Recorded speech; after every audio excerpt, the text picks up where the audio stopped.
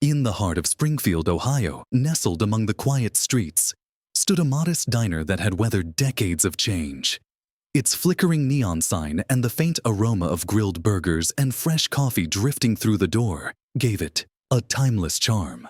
It was the kind of place where locals gathered, where the same regulars occupied the same booths night after night, and where a wall of faded Polaroids by the register told the story of generations of customers and staff. The air was thick with the comforting sense of bacon grease and brewed coffee, and the low hum of conversation filled the room, creating a sense of warmth and familiarity. Earlier that day, J.D. Vance had heard about the diner from a local who raved about their homemade meatloaf and hand-cut fries. Exhausted from a long day of meetings, handshakes, and policy discussions, J.D. was looking forward to a quiet meal before heading back. As he stepped inside, the bell above the door jingled softly, announcing his arrival. The diner was small but welcoming, at least at first glance. It was the kind of place where everyone seemed to know everyone else, and the atmosphere felt like a snapshot of a simpler time. But as J.D. caught the eye of the hostess behind the counter, he noticed a flicker of hesitation in her expression. Her smile faltered for just a second, a subtle shift that didn't go unnoticed.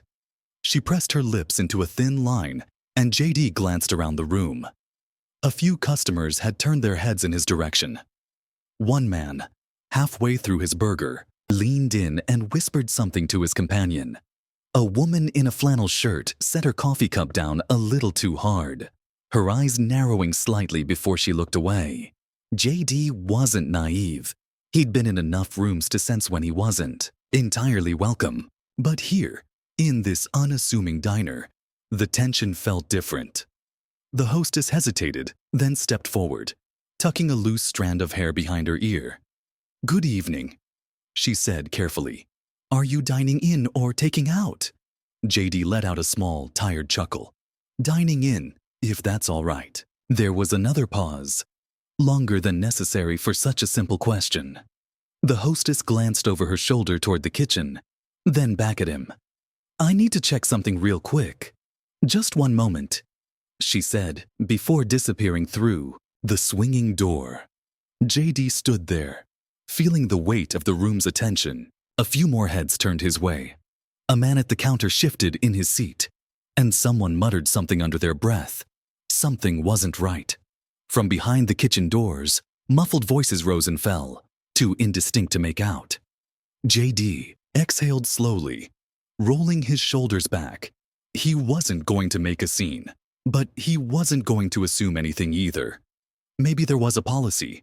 Maybe they were short-staffed. Or maybe something else was at play. When the hostess returned, her demeanor had changed. She no longer looked uncertain. She looked decided.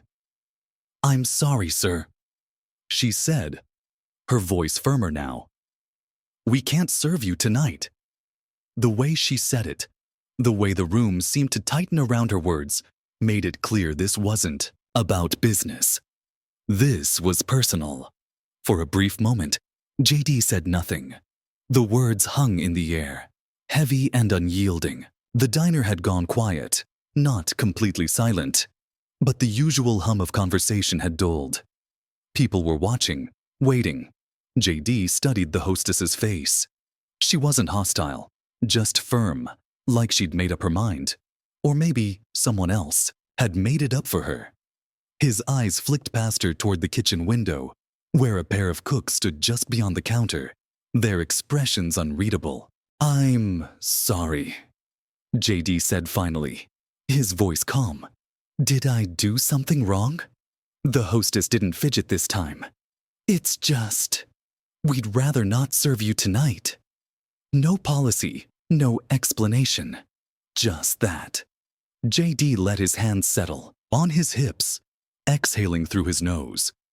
He'd been in his fair share of uncomfortable situations, from political debates to interviews designed to trip him up. But there was something different about being turned away from a place as simple as a roadside diner. A cough broke the moment. J.D. turned slightly, catching the gaze of an older man sitting near the counter. The man looked like he'd been coming to the diner for years. His blue work jacket frayed at the cuffs, his hands weathered from a lifetime of labor. He shook his head, more to himself than anyone else, before stabbing at the last of his eggs. A few booths over, a woman shifted in her seat, her expression unreadable. Across from her, a younger man, probably in his 30s, leaned back with his arms crossed, like he was enjoying the show. JD took it all in. The eyes that looked away, Zejur. Second, they met his. The ones that lingered too long. The ones that held something sharper. Something closer to satisfaction. He could feel the weight of the moment pressing on him. He had options. He could walk out, shake his head, let it go. He could demand an explanation, call them out, ask if they had any idea what this would look like in the morning news cycle. He could challenge them outright, see if they'd stick to their decision when they realized they were refusing a U.S. senator. Instead, he did none of those things. "All right," he said, nodding slowly, his voice even and measured. "Can I speak with the manager?" That caught a few people off guard. The hostess hesitated again, glancing toward the kitchen as if asking for silent permission. The older man at the counter muttered something under his breath, and someone near the window let out a short laugh, like they couldn't believe he was actually going through with this. JD just stood there, waiting. The hostess disappeared again, this time through a different door. A few more beats of silence passed. A sip of coffee, a plate being slid across the counter. And then the door swung open. A man in his early 50s stepped out, broad-shouldered, with thick arms crossed over a grease-stained apron. His name tag read Don. Don didn't ask JD what he wanted. He just looked him over once and said, "I hear you got a question." But the way he said it wasn't welcoming. It wasn't even polite. It was a challenge. JD met Don's stare, steadily. He wasn't here to argue or throw his weight around, but he also wasn't about to walk out without understanding why. "Yeah," JD said. "I'd like to know why you won't serve me." Don exhaled sharply through his nose, like he'd been expecting the question, but still wasn't in the mood to answer. He wiped his hands on his apron, glancing toward the handful of customers still watching the exchange. Some pretended not to listen, others didn't bother hiding their curiosity. "Look," Don said, shifting his weight. "This ain't personal." JD raised an eyebrow. "Seems pretty personal." Don's jaw tightened. He rubbed the back of his neck, then finally sighed. "People around here got their opinions about you, about the things you stand for. I got a business to run, and I don't want trouble." JD nodded slowly, letting the words sink in. "And me sitting down for a meal is trouble?" Don didn't answer right away. He glanced toward the counter, where the old man in the work jacket had gone back to his eggs, chewing a little slower now. A few booths away, the younger guy still had his arms crossed, watching like this was the best entertainment he'd had all week. JD had seen this before. Not exactly like this, but close enough. It wasn't about a single decision. It was about what it meant, how it would look, how people would react. It was about the ripple effect, the pressure from all sides, the silent expectations that could push a person into making choices they weren't sure about. JD glanced back at Don. "Be honest with me. Do you agree with this? Or is this just about keeping the peace?" Don hesitated, his fingers curling slightly against his apron. For the first time, JD saw something that almost looked like discomfort. Like maybe Don wasn't as sure about this as he wanted to seem. But before Don could answer, the younger guy in the booth let out a sharp laugh. "Oh, come on," he said, shaking his head. "This ain't that deep. You're just not welcome here." Simple as that. JD turned toward him, studying him for a moment. He looked like the kind of guy who enjoyed a good fight, someone who had been waiting for an excuse to say something. JD didn't bite. He just looked back at Don. "I've got no problem leaving if that's really what you want." The words hung there, giving Don a chance to take a breath, to reconsider, to push back against whatever pressure had led to this moment. Don's gaze flicked toward the kitchen, then back to JD. "I just don't want things to get ugly." Don said finally. JD nodded. Neither do I. For a long moment, neither of them spoke. JD could have left. He could have shaken his head, walked out, and never looked back. He could have made a call, turned this into a headline, let the internet do what it does best. But instead, he did something no one expected. He pulled out a chair, sat down and said, "Then let's talk." The room tensed. JD didn't slam the chair down or puff up his chest. He simply sat, resting his hands on the table like he had all the time in the world. The diner wasn't used to this. Confrontations usually ended quickly, with one side storming out or shutting down. But this wasn't that. Don looked at him for a long moment, then let out a slow exhale. "Talk?" he repeated, as if the word itself didn't belong here. JD shrugged. "You don't want me here. I get that. What I don't get is why. So let's talk about it." A low chuckle came from the younger guy in the booth. "Man, this guy's got nerve." JD ignored him. Don pulled out the chair across from JD but didn't sit down. Instead, he leaned on it, arms resting against the back. His apron was still dusted with flour, the kind that had probably been there since the morning shift.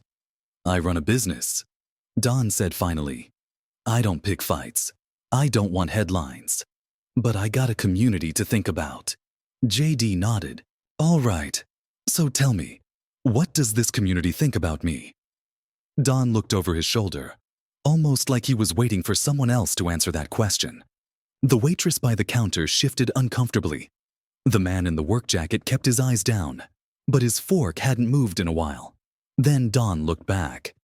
"People here don't like politicians, don't trust them. And some of the things you've said, some of the things you've stood for, it doesn't sit right with folks." JD leaned back slightly. "Fair enough. But you don't know me, do you?" Don hesitated. "Not personally." "No." "Then tell me," JD continued, "if I was just some guy walking in here, not someone you've seen on TV, would we even be having this conversation?" Silence. JD let the quiet stretch, watching Don's expression shift just slightly. Not a full change, but something had cracked, even if it was small. But then, from the back of the room, the younger guy scoffed. "This isn't about TV, man. It's about people knowing who you really are." JD turned toward him. "And who am I?" The guy grinned, finally getting the attention he'd been craving. "You're the guy who acts like he understands regular people but plays politics like everyone else." JD nodded slowly, considering that. "All right," he said. "Then tell me, what do you think I should have done differently?" The guy blinked. That wasn't the response he was expecting. "You want me gone?" JD continued. "Fine, but you've got the floor. Say what you need to say." The diner was dead silent now.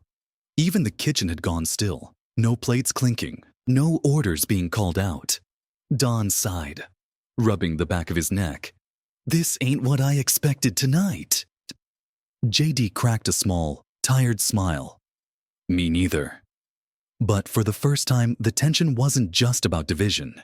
It was about something else, something closer to understanding. The diner wasn't just quiet now. It was watching. Even those who had pretended not to care were listening, sneaking glances over their plates. JD sat there, patient. The younger guy, still leaning back in his booth, looked like he wanted to say something, but for the first time, hesitation crossed his face. Maybe because he realized JD wasn't arguing. He wasn't defending himself. He was just waiting. Don, still gripping the chair in front of him, finally let out a breath. "You want to know what people think?" He shook his head. "They think you're full of it." JD didn't react, just tilted his head slightly, like he was considering the words. "They think you talk about working-class folks, but you still play the game, that you make promises like every other guy in a suit. But when it comes down to it, nothing changes." Don exhaled through his nose. "And they don't forget." JD nodded slowly. "I get that." The younger guy let out a scoff. That's all you're gonna say? JD turned toward him. What else do you want me to say? The guy straightened in his seat. I don't know, man. You're supposed to argue. Defend yourself. Say something. JD rested his forearms on the table. You already made up your mind about me before I walked through that door. You wanted me to get mad. Wanted me to fight back so you could feel justified. The guy's mouth opened slightly, but nothing came out. JD continued, his voice steady. But what if I told you I know exactly what that frustration feels like? He looked back at Dawn. You said nothing changes. I know that feeling. I grew up in it. I watched people around me get left behind. Hell, I felt left behind. And, yeah, I went to school, did things people never expected me to do, but that doesn't mean I forgot. Don's fingers tapped against the chair. His expression was unreadable, but he didn't look dismissive. He looked thoughtful. JD glanced around the diner. You don't have to agree with me. I'm not here to change your minds. But I walked in here as a customer, not a politician. Just a guy looking for a meal. A pause. Then, from the counter, the old man in the work jacket muttered, Damn shame when a man can't even get a burger. The tension cracked just slightly. A few people smirked. Even Don let out a small chuckle, shaking his head. JD turned back to him. So what now? Don exhaled, running a hand over his face. He looked toward the kitchen, where the cooks were, still watching, then back at JD. I'll tell you what, Don finally said. You sit here and finish this conversation, and if by the end of it, I don't think you're just another guy talking a good game, maybe, just maybe, I'll have my waitress bring you a menu. JD nodded, a small smirk tugging at the corner of his mouth. Sounds like a deal. For the first time that night, the room didn't feel divided. It felt like something else, something closer to a conversation. The air in the diner had changed. The stiffness in Don's shoulders had eased just a little. The younger guy in the booth had lost his smirk, now sitting up instead of leaning back like this was some kind of show. Even the customers who had stayed quiet, who had just been watching from the sidelines, seemed less certain of their own judgments. JD leaned forward slightly. All right, he said, his voice calm. Let's finish this conversation. Don exhaled, dropping into the chair across from him. He looked tired. Not the kind of tired that comes from a long shift, but the kind that settles deep in a person. The weight of years of expectations. A feeling like the world isn't listening. I'll be honest, Don said, rubbing his hands together. I don't know if you're the guy people think you are. I don't know if you're really looking out for folks like us, or if you just know how to talk a good game. JD nodded. Fair enough. Don studied him. What I do know is that around here, people got long memories. They remember every promise made to them, every time someone shook their hand, looked them in the eye, and said they'd do something, only to walk away and never come back. JD tapped a knuckle against the table, thinking. Then he said, I don't blame them. For that, Don huffed out a laugh, shaking his head. That's the problem. Nobody ever does. A beat passed. Then, from the counter, the old man in the work jacket spoke again. I worked 35 years in a factory. 35 damn years. He set his coffee down with a soft thunk. I watched my neighbors lose their jobs. Watched whole families pack up and leave because there wasn't anything left for them. Watched politicians show up, shake a few hands, tell us they understood, then drive back to wherever the hell they came from. JD met his eyes. And do you think I'm one of those politicians? The old man stared at him for a long time. Then he shrugged. I don't know. But I can tell you one thing. He pointed a calloused finger toward him. You're the only one who stuck around to listen. That landed. The waitress behind the counter shifted, glancing toward Don. The two cooks in the kitchen exchanged looks. Even the younger guy in the booth, who had been the loudest critic, suddenly had nothing to say. JD let the silence settle. Then he turned, back to Don. So, what's it gonna be? Don tapped his fingers on the table, looked toward the kitchen, exhaled again. Then he stood. Mary, he called toward the counter. Drop your thoughts in the comments. I'd love to hear what you think and if you found this story worth your time. Don't forget to like, subscribe, and hit that notification bell. There's always another story to tell, and I'll be here to share it with you until next time.